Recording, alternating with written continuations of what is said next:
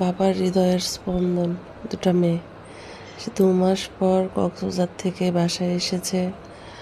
তেমন ছুটি না পাওয়ার কারণে সে বাসায় আসতে পারছিল না। তো মেয়েরা খুব আনন্দিত।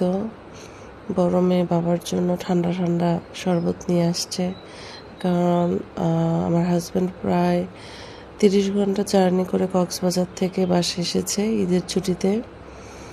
তার প্রায় 30 ঘন্টা লেগেছে বাসায় আসতে। এগুলো গিফট, তার বড় মেয়ের জন্য গিফট এনেছে। তার দুইটা স্মার্ট ওয়াচ, বাট স্কুল থেকে স্মার্ট ওয়াচ পরতে না করেছে, সেই জন্য অ্যানালগ ঘড়ি তার বাবা তার জন্য নিয়ে এসেছে। আর ছোট মেয়ের রেজাল্টের কথা তো আপনাদেরকে আমি জানিয়েছি যে ওর রেজাল্ট কেমন হয়েছে। তো সেটার পরিপ্রেক্ষিতে ওর বাবার কাছে একটা প্রিন্সেস নাকি চেয়েছিল, যে একটা প্রিন্সেস আনবে। তো ওর বাবা ওর জন্য একটা পিঙ্ক কালারের প্রিন্সেস নিয়ে এসেছে। সে এতটা আনন্দ তার প্রিন্সেস পেয়ে, সে কি করবে বুঝে উঠতে পারছে না।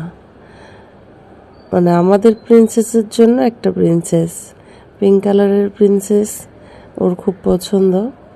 তো সেই কারণে বাবা পিঙ্ক কালারের প্রিন্সেস নিয়ে এসেছে।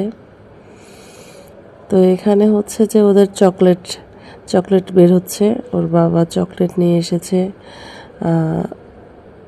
4 রকমের না 3 রকমের চকলেট ছিল, আর 4 রকমের আচার ছিল। কক্সবাজারের তো মেন আকর্ষণই আচার। বাসায় এত আচার বানাই আমি, এত ধরনের আচার, তারপরেও বাবাকে আচার আনতে বলবে, বাবা আচার নিয়ে আসবে।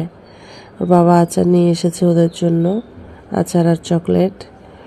আর ছোট মেয়ে এতটা ব্যস্ত যে সে খাওয়া দাওয়া ভুলে তার প্রিন্সেস নিয়ে ব্যস্ত।